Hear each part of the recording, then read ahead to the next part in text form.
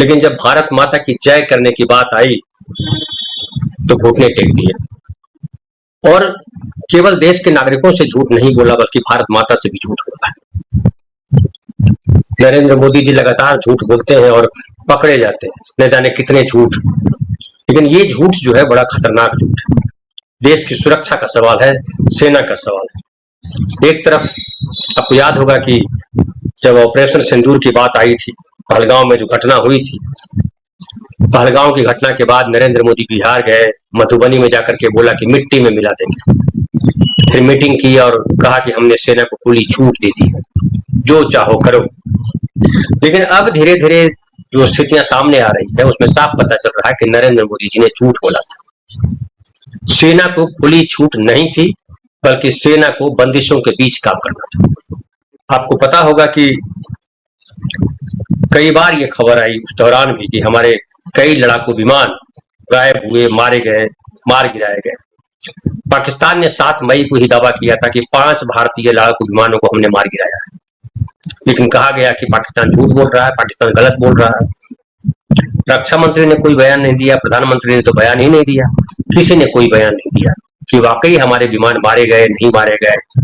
Media में लगातार चर्चा होती रही, विदेशों से खबरें आती रही, बीबीसी बताया कि तब चर्चा आई, एक विमान मारा गया है, एक राफेल गिराया गया है।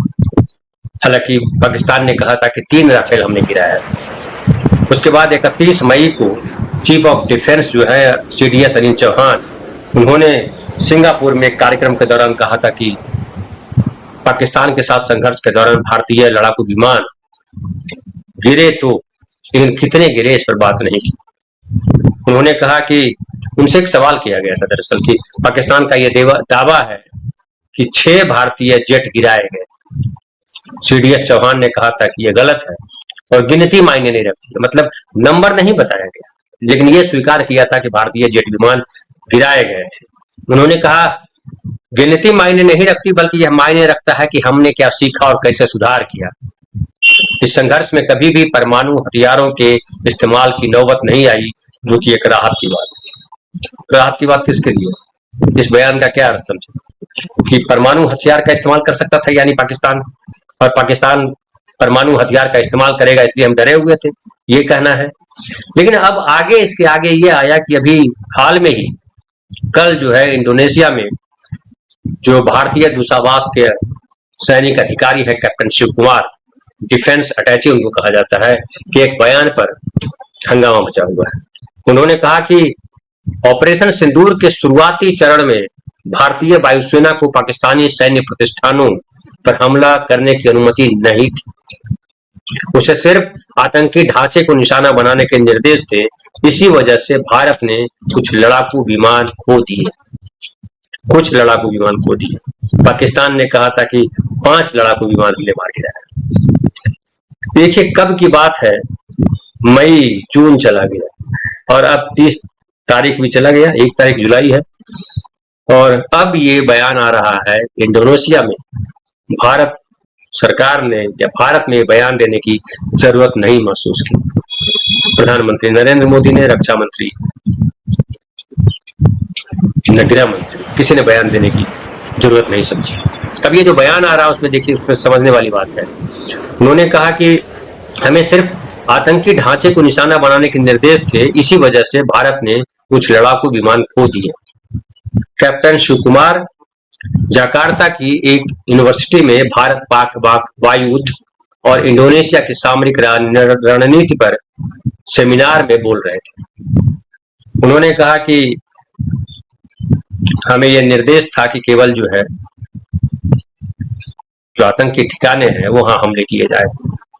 शुरुआत में हमने यही किया और इसी वजह से हमने कुछ विमान खोए, क्योंकि पाकिस्तानी डिफेंस सिस्टम काम कर रहा था और पाकिस्तान ने हमारे विमानों पर हमला किया। उसके बाद जब लगा कि हमारे विमान मारे गए हैं, तब जाकर के भारतीय सेना ने फिर जो है पाकिस्तान का डिफेंस सिस्टम उस पर हमला किया और फिर जो है पाकिस्तान को जवाबी कार्रवाई की गई। पाकिस्तान को एक जो है क्या कहते हैं कि उसको जवाब दिया गया। अब इससे ये पता चल रहा है कि नरेंद्र मोदी जी ने कहा था कि हमने सेना को खुली छूट दी है, वो गलत था। प्रधानमंत्री जी ने सेना को खुली छूट नहीं दी थी। और अगर ये था कि सैन्य ठिकानों पे हमला नहीं करना है, बार बार हालांकि रक्षा मंत्री भी कहते रहे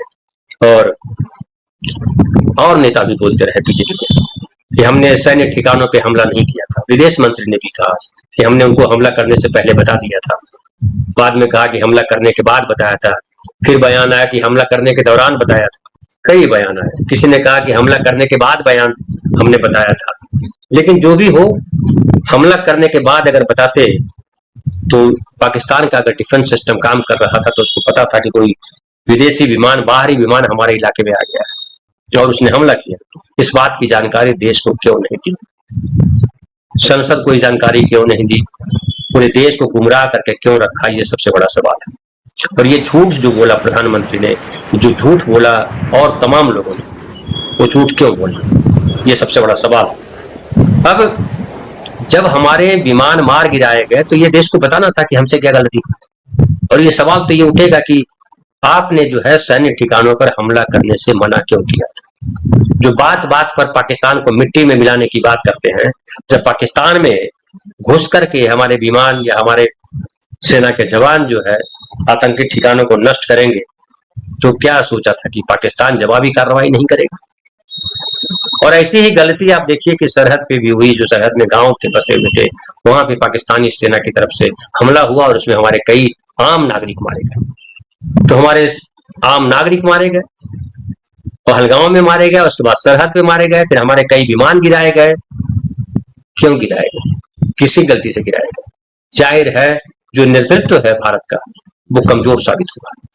कहने को तो वो कहते हैं कि हम जो शेखी बगाड़ने में कहते हैं कि हम 56 इंच है, लेकिन जब निर्णय लेना होता है तो 56 इंच 28 इंच का हो जाता है। निर्णय लेते समय शौर्य और बढ़ना चाहिए था और मजबूती से निर्णय लेना चाहिए था। और यही लोग जो है जो निर्णय लेते समय डर जाते हैं, वो इंदिरा गांधी को कमजोर साबित करने में लगे रहते हैं।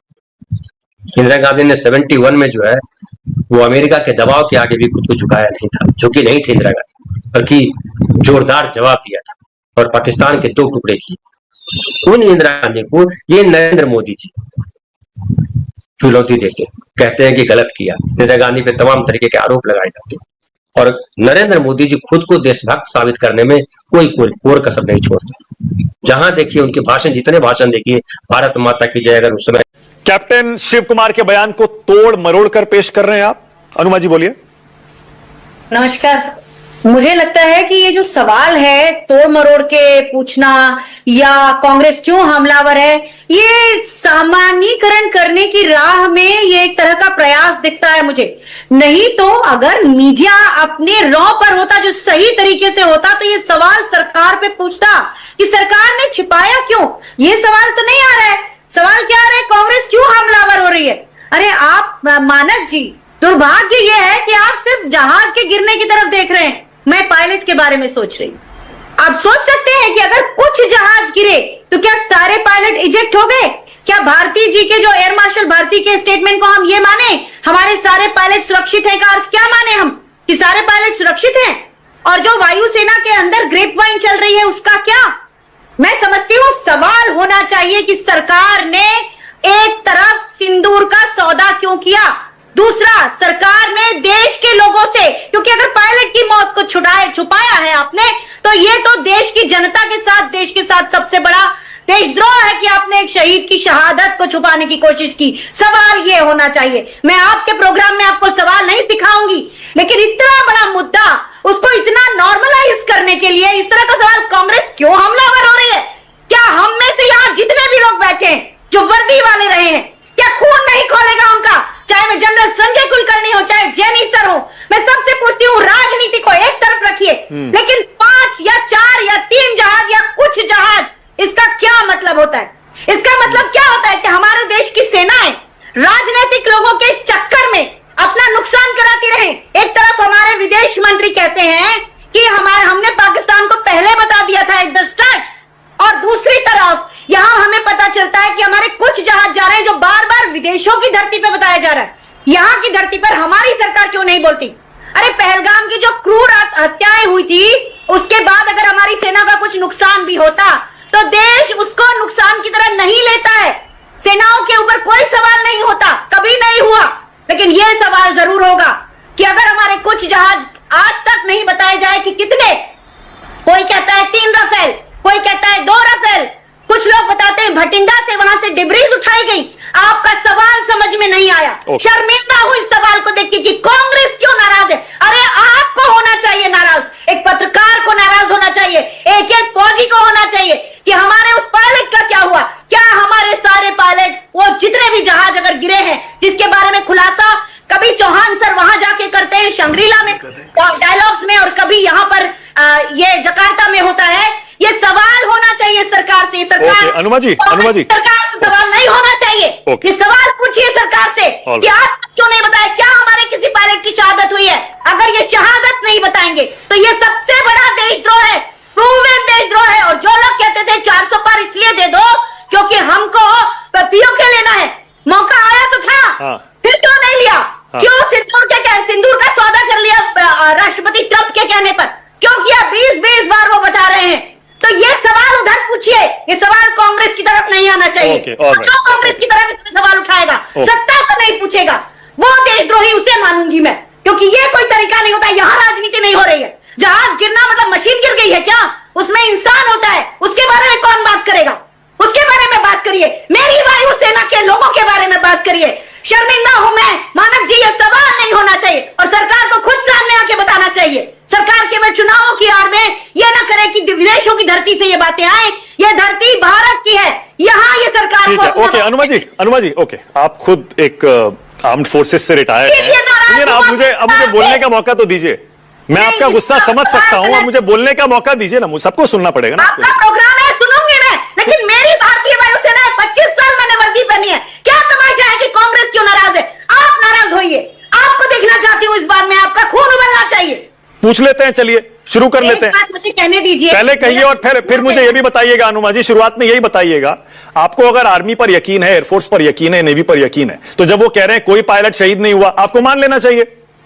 मुझे उस भारतीय जनता पार्टी पर एक ढेले का भरोसा नहीं है जिसने एडमिरल विष्णु भागवत को सैक किया था। मुझे उस भारतीय जनता पार्टी में एक ढेले का यकीन नहीं है जिसने पूरी सेनाओं में वरिष्ठता के क्रम तोड़ते हुए चीफ के पद के और अपने मर्जी के लोगों को बिठाया। वे सबके सब योग्य है, लेकिन उसमें वरीयता का क्रम टूटा है, इंडियन एयरफोर्स में टूटा है। तो मुझे उस भारतीय जनता पार्टी पर भरोसा नहीं है। नहीं, Bharatiya Janata party press conference नहीं कर रही थी अनुमा जी। हमारे डीजी, तीनों डीजी बैठ के प्रेस कॉन्फ्रेंस कर रहे थे, उन्होंने कहा कि कोई पायलट शहीद नहीं हुआ। देखिए, तीनों डीजी ने, एयर मार्शल भारती ने बहुत साफ कहा कि इसमें नुकसान हुआ है, पर वो लेकिन पायलट घर आ गए सारे, ये भी कहा था और हमने मान लिया वो इनसिग्निफिकेंट है। हाँ। लेकिन ये विदेशों की धरती पे बार बार हमारे लोग जाके कह रहे, विदेश वाले नहीं, हमारे लोग, हमारे सीडीएस ने विदेश की धरती पे कहा कि ये इसलिए हुआ कि ये फैसला राजनीतिक था। ये रक्षा जो सेवा में लोग हैं, जो उसके विशेषज्ञ हैं, ये उनके द्वारा लिया गया फैसला नहीं था। ये राजनीतिज्ञों का फैसला था, जिन्होंने रक्षा मामले में अपने अज्ञान को प्रदर्शित करते हुए, जैसा वो इसके पहले भी कर चुके हैं। पहले जब उन्होंने बालाकोट किया था तब भी भारत का नुकसान हुआ था। हमारा एक विमान पाकिस्तान में गिरा था, एक पायलट पकड़ा गया था, और भारत में हमारी मिसाइल से हमारा एक हेलीकॉप्टर उड़ गया था जिसमें 6-7 हमारे बहुत जरूरी लोग शिकार हो गए। तो उस बार भी यही हुआ। लेकिन हम इतना ढोल बजाते हैं इस मीडिया के, झूठे मीडिया के जरिए, और इतना झूठ फैला देते हैं कि सच उसे दब के खत्म हो जाता है। और दुनिया ये सब सच को जानती है, तो हमारी कोई इमेज अब दुनिया में नहीं है। पूरी दुनिया में हम मजाक के पात्र बन चुके हैं और इसी तरह के फैसलों से हो रहे हैं। अब इस फैसले से पता लगता है कि आपने आनन फानन में सोशल मीडिया पर जो आपने दुनिया भर का और मीडिया में जो प्रचार कर रखा है कि हम बाहुबली हैं, हम विश्वगुरु हैं, हम पाकिस्तान को, पिछली सरकारें कमजोर थी, हम बड़े सहजोर हैं, ये जो आपने एक फर्जी इमेज पैदा कर रखी है, इसके चलते आपने बालाकोट में गलती की और फिर गलती की, और आप भविष्य में भी करें, क्योंकि आपका रास्ता देश के हित के लिए नहीं है, अपने निजी और पार्टी के प्रचार के हित में है। तो देश को अगर आप प्रचार के हित में इस्तेमाल करेंगे तो इस तरह के नुकसान करेंगे। और आप चालाक नहीं बने तो धीरे धीरे, वो मैं उस फ्रेज को नहीं इस्तेमाल करूंगा, गंदा फ्रेज है, लेकिन इस तरह की चीजें बाहर आ जाती हैं। आज की दुनिया में कोई भी इन चीजों को बहुत देर तक छुपा नहीं सकता, लेकिन हमारे लोग जो नीति निर्धारक है वो समझते हैं कि वो उनसे न कोई योग्य ज्यादा है, न उनसे कोई चतुर ज्यादा है, न उनसे ज्यादा कोई चीजों को मैनूवर कर सकता है। वो चूंकि इस घमंड में उनके जितने फैसले हुए हैं 2014 के बाद, चाहे आर्थिक फैसले रहे हो नोटबंदी के, और चाहे सामरिक फैसले रहे हो, जैसे ये वाला सवाल और बालाकोट का, उसमें सिर्फ भारत का नुकसान हुआ, हमने ये देखा है। इन सभी फैसलों से सिर्फ भारत का नुकसान हो रहा है, भारत की लोकतांत्रिक प्रणाली का नुकसान हो रहा है, और जाहिर है कि सब मिलजुल के देश का नुकसान हो रहा है, और देश में सामाजिक विभाजन गहरा गया है। सबसे खराब यह है कि इस तरह के राजनयिक फैसलों से हमारे देश में जो समाज है उसमें बहुत तगड़ा बंटवारा हो गया है। इन मुद्दों पर जो देश हित के हैं, जरूरी है, इन पे बातचीत में भी हम बंटवारे को साफ साफ देखते हैं। एक पक्ष बिना किसी तथ्य को जाने एक तरफा समर्थन करने लगता है, झूठ गढ़ने लगता है, और उसमें मीडिया सबसे आगे आगे होता है। और उसके बाद क्या होता है कि समाज में दो तरह की राय आने लगती है। दूसरा सत्य की कोशिश करता है कि कहां से मिले, उसको गलत स्रोतों से पाकिस्तान वगैरह के सत्य मिलते हैं, जो सत्य नहीं होते उनका अपना प्रचार होता है, वो उसका शिकार हो जाता है। अगर हम अपने देश में अपनी सरकार अपने मीडिया से सच नहीं पाएंगे तो इधर उधर तलाशेंगे और उसके जाहिर शिकार होंगे। तो हमारे यहां सूचना के तौर पर इस समय पूरी जनता दिग्भ्रमित है। या तो हम पाकिस्तानी प्रचार के शिकार हैं और या हम अपने सरकारी प्रचार के शिकार हैं, और दोनों झूठ है। सच जानना बहुत मुश्किल है। सच यह है कि यह फैसला राजनीतिक रूप से गलत तरीके से लिया गया, जल्दबाजी में लिया गया, चुनावी कारणों से लिया गया, राजनीतिक फायदा उठाने के लिए लिया गया, और इससे देश का नुकसान कर दिया गया। एक बहुत छोटे देश जो हमसे भूभाग में 1/5 से कम है, अर्थव्यवस्था में तो बहुत ही नीचे है, 1/12 होगा, बहुत ही नीचे है, कोई उसका मतलब नहीं है, हमसे ही टुकड़ा अलग हुआ है। हम अगर समझदारी से अपने सारे काम को जैसे करने की पहले कोशिशें हुई हैं, इसके पहले के देश के नेताओं ने कोई वो ना समझे और कमजोर और डरपोक और ये नहीं था और ये महाबली नहीं है। इसमें प्रधानमंत्री की कुश्ती नहीं होती दूसरे प्रधानमंत्री से, इसमें देश की सामरिक ताकत की परीक्षा होती है, जिसकी आखिरी चीज है वो युद्ध एकदम हमेशा से। ऑपरेशन सिंदूर के बाद जो भाषण जितने दिए, भारत माता की जय, भारत माता की जय, क्या भारत माता की जय? भारत माता की जय तब होती जब हमारे लड़ाकू विमान गिराए नहीं जाते। भारत माता की जय तब होती जब आप झूठ नहीं बोलते। भारत माता की जय तब होती जब सेना को खुली छूट दी जाती। आपने कहा सेना को खुली छूट दी है, लेकिन सेना के हाथ पैर बांधे हुए कि आपको यहां नहीं निशाना बना। लेकिन ये सोचा कैसे कि अगर उनके डिफेंस सिस्टम को अगर ब्रेक नहीं करेंगे तो कैसे उनके आतंकी ठिकाने को हटाएंगे? क्या अमेरिका से कुछ उनको पता ये था? ट्रंप बार बार कह रहा है कि हमने जो है सीज फायर करवाया, तो क्या अमेरिका के गाइड पे चल रहे थे? और अगर अमेरिका के गाइड पे चल रहे थे तो स्वीकार कीजिए आपकी सीज फायर जो है उन्होंने कराया। लेकिन देखिए इसमें साफ साफ दिखाई पड़ रहा है कि भारत का नेतृत्व डरा हुआ नेतृत्व है। भारत के भीतर विपक्ष के नेता हो या कोई जो उनके खिलाफ बात करे, कोई पत्रकार या कोई और, उस पर जो है बुलडोजर चलाने से बाज नहीं आते, उसको जेल में बंद करने से बाज नहीं आते, लंबे लंबे भाषण देने से बात नहीं आते। लेकिन जब वाकई शौर्य दिखाना होता है तो भीगी बिल्ली बन जाते हैं। ये जो ऑपरेशन सिंदूर के नाम पे जो ढोल पीट रहे हैं उसकी परतें लगातार खुल रही हैं, और ये सामने आ रहा है कि एक डरा हुआ नेतृत्व हमारे साथ खड़ा है। पाकिस्तान से डर किस बात की? क्यों डर रहे हैं पाकिस्तान से? पाकिस्तान को तो बार बार आपने कहा, मनमोहन सिंह के समय का समय याद कीजिए, आप ही कहते थे, नरेंद्र मोदी जी कहते थे कि पाकिस्तान कुल एक सर के बदले 10 सर लाएंगे। क्या हुआ? पहलगांव के जो आतंकी है वो अब तक पकड़े नहीं गए। तो ये जो झूठ है वो बार बार सामने आता है, लेकिन बीजेपी नेतृत्व बहुत चतुर नेतृत्व है और वो तमाम चीजों को। ये बात सच है कि पाकिस्तान ने हमारे जहाज गिराए, लेकिन मोदी क्यों चुप है? वो हमें कुछ बताता क्यों नहीं है? मोदी की छत्रोल कर दी भारतीय मीडिया ने, भारतीय मीडिया चढ़ दौड़ा मोदी के ऊपर। मज़ीद अगर इस तरह की रिएक्शन वीडियो आपने देखनी है तो हमारे चैनल को सब्सक्राइब कर लें। वीडियो पसंद आई हो तो वीडियो को लाइक और दोस्तों के साथ शेयर ज़रूर कर लें।